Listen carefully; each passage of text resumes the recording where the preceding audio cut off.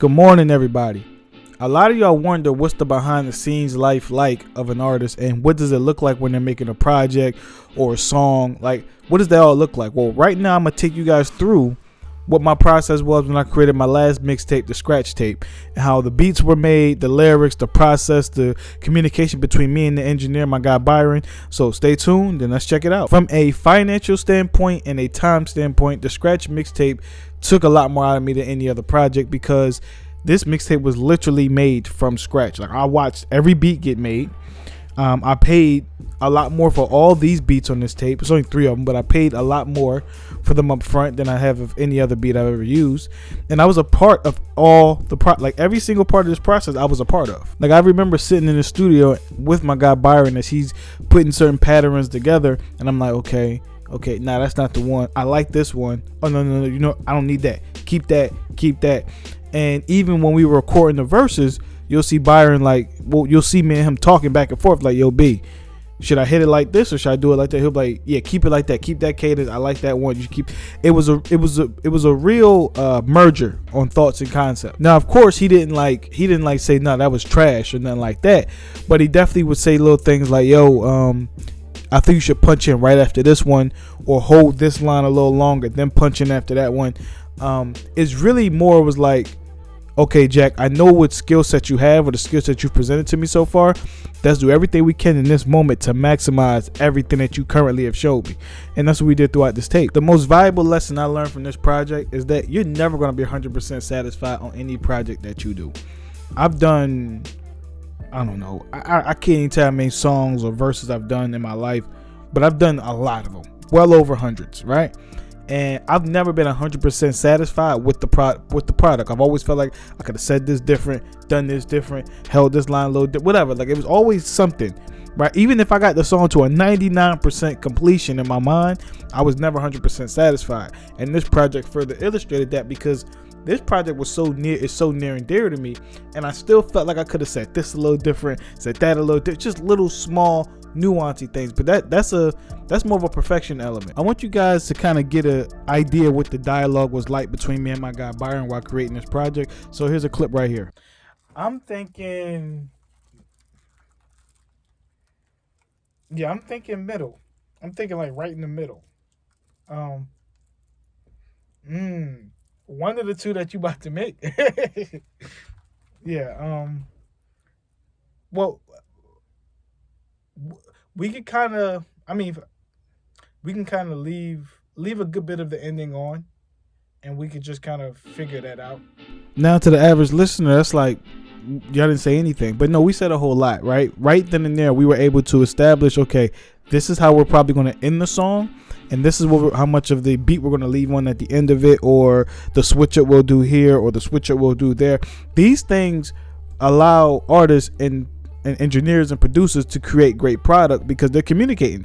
Every great relationship is done through communication. You have to communicate. No one's a mind reader. After some time, you guys build up a rapport and you don't have to communicate as much, but it's still important to communicate. And when you're in the studio, it's just as important as any other relationship you're ever going to have. Another valuable lesson I learned in this process is how much time greatness takes, right? Like, I'm a football player and I've had a very successful football career. NFL free agent now, played in several different countries. I've done a lot with football, and I'll probably be wrapping my career up soon. So I already had an idea of what patience was. I mean, everything I've done from chess to graduating from college to getting anything I got good at took me time. But when you're creating a music project, you realize real quick how much patience you actually need to really make something worthwhile. Because if you rush a project out, when people rush music, you can tell they rushed it. It feels like they rushed it. You're like, oh yeah, you rushed this one out. Opposed to when people take their time and let it marinate and really think about the lines and really think about the cadences and really think about the beats, it feels like a different project. Think about your favorite album and your least favorite album. A lot of times it was the preparation in the album that made you go, I'm not crazy about this. And so you have to take your time, and that was a big lesson I learned as well going through this process.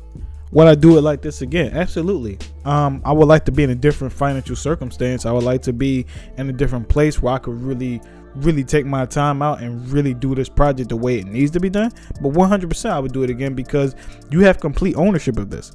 Like 10 years from now, I still own this whole project. Like, this whole thing is mine.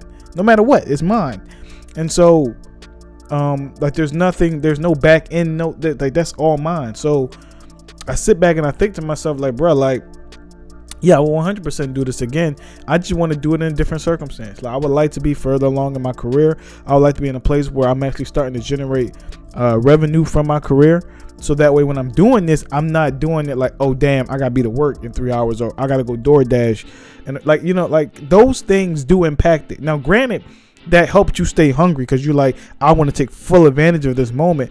But at the same time, it pulls you away from what you really want to do. So I would 100% do it again. I would just like to be in another space to do it because I wasn't able to pay all those beats outright. I had to like pay 100 here, 150 here, wait a week, go to work. Like, it was a lot. It was a lot to make it happen. But I'm proud of the results and I love the outcome of it. Now, I do want to add this to it because it can sound like I'm being ungrateful and complaining. I'm not. I love the process. A lot of learning experiences. I definitely learned, I learned a whole lot in this process. And also, as an artist, you guys all know, if you're watching this and you are artists, that either you're big or small, which is relative. But you know that you have to go through these moments. You have to go through disappointment. You got to go through ups and downs. You're going to be broke more often than not. And you just have to go through it. Not a lot of us are going to have a T Grizzly moment where, shout out to T Grizzly, he dropped that one record and it just took off, right? A lot of us ain't going to have that. That's not the majority of artists. That's the anomaly to it. Most of us got to build a catalog, right? We got to build a catalog and we got to trial and error it. Drop song, drop project, video. Most of us got to take that route. Only so many of us is going to drop a couple records and just blow up. So for me, I'm grateful in this process. I'm grateful for the journey I'm in. I'm going to continue to grind. I'm going to continue to produce, but it's not easy. And it's not meant for everybody, right? Everyone can't take this route.